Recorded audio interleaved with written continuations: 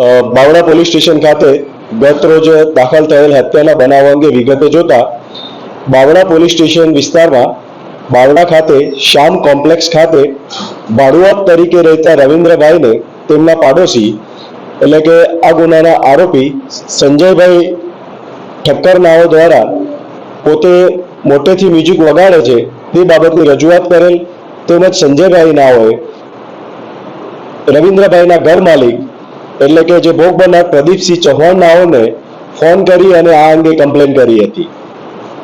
આ કમ્પ્લેન મળતા પ્રદીપભાઈ ચૌહાણ નાઓ સુરેશભાઈ ઠક્કર નાઓ પાસે આવી અને રવિન્દ્રને પણ સાથે લાવે છે અને મ્યુઝિક મોટેથી વગાડતા ન હોવાનું જણાવે છે અને આ અંગે ઉગ્ર બોલાચાલી થાય છે।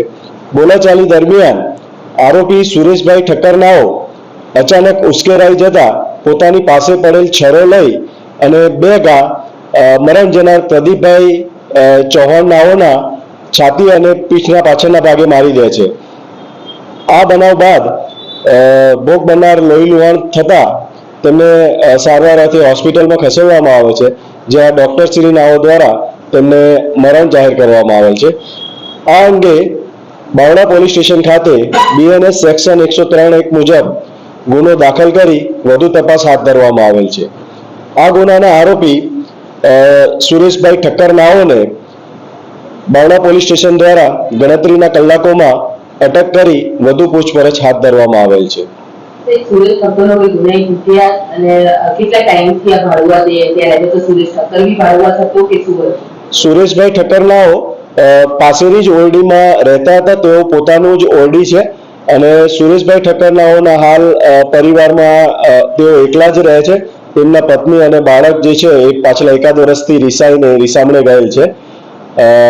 સુરેશભાઈ ઠક્કર નાઓના ગુનાહિત ઇતિહાસ જોતા તેમના ઉપર દારૂ પીવા વગેરેના ગુના અગાઉ નોંધાયેલા છે।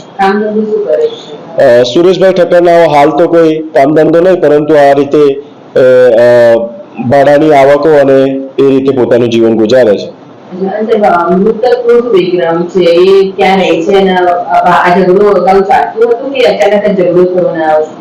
મૃતક જે છે પ્રદીપસિંહ પ્રભાતસિંહ ચૌહાણ નાઓ મૂળ બાવળા તાલુકાના ચિયાડા ગામના છે અને તે અને તેમના ભાઈ એગ્રીકલ્ચરનો બિઝનેસ કરે છે અને બાવળામાં તેમની દુકાન છે।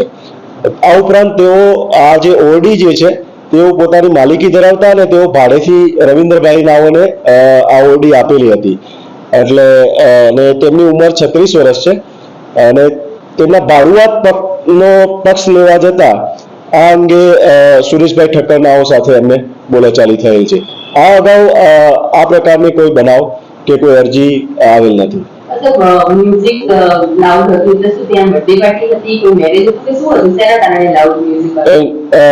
આ જે ભાડુઆત જે છે રવિન્દ્રભાઈ એ પોતે ત્યાં નીચે દુકાનો છે ત્યાં કામ ધંધો કરે છે અને પોતે ત્યાં ઉપરના ભાગે ઓરડી આવેલી છે તે ઓરડીમાં રહેતા હતા।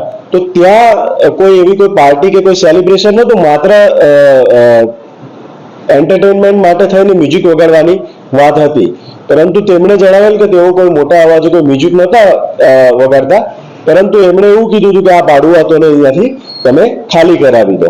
એટલે આ બાબતે થઈને ઉગ્ર બોલાચાલી થઈ।